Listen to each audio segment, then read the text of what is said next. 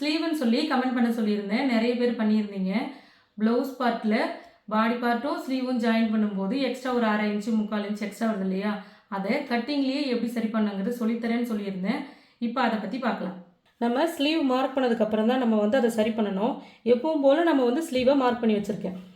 இப்போது first back part எடுத்துக்கலாம். இந்த பேக் பார்ட்டை இது பேக் பார்ட் பக்கம் போகிறது எல்லாருக்குமே தெரியும். இது பேக் பார்ட் பக்கம் போகும். கைக்குழி வெட்டினது ஃப்ரண்ட் பார்ட் பக்கம் போகும்னு.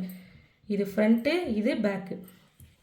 ஃபஸ்ட்டு பேக் பார்ட்டுடைய ஆர்ம் ஹோல் ரவுண்டும் ஸ்லீவோட ஆர்ம் ஹோல் ரவுண்டும் கரெக்டாக இருக்கான்னு செக் பண்ணுறோம். ஷோல்டர் பிடிச்சதுக்கப்புறம் தான் நம்ம ஸ்லீவை ஜாயின் பண்ணுவோம். அதனால் அந்த 1/2 இன்ச்சை மடித்து விட்டுட்டு நம்ம பேக்குக்கு ஆர்ம் ஹோல் ரவுண்ட் வச்சுருக்கோம் இல்லையா, அதில் செக் பண்ணணும்.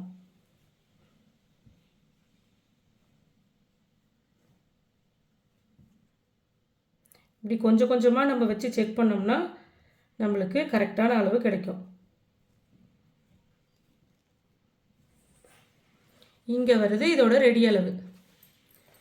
இதுக்கு பக்கத்தில் 1/2 இன்ச்சு தையலுக்கான அளவை நம்ம மார்க் பண்ணுறோம். அடுத்தது ஃப்ரண்ட் பார்ட்டுக்கு செக் பண்ணிக்கலாம்.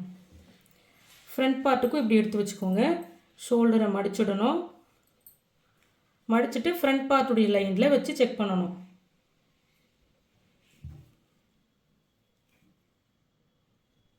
இழுக்கெல்லாம் தேவையில்லை, கொஞ்சம் கொஞ்சமாக வச்சு அட்ஜஸ்ட் பண்ணிங்கனாலே உங்களுக்கு அது கரெக்டாக வந்துடும்.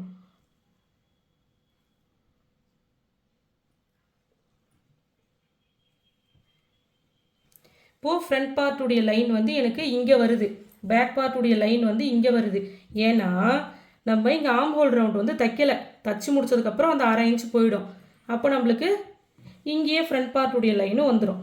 இங்கேருந்து 1/2 இன்ச்சு தையலுக்கான அளவு இங்கே வந்துடும். அப்போ இதை எப்படி நம்ம மார்க் பண்ணலாம்?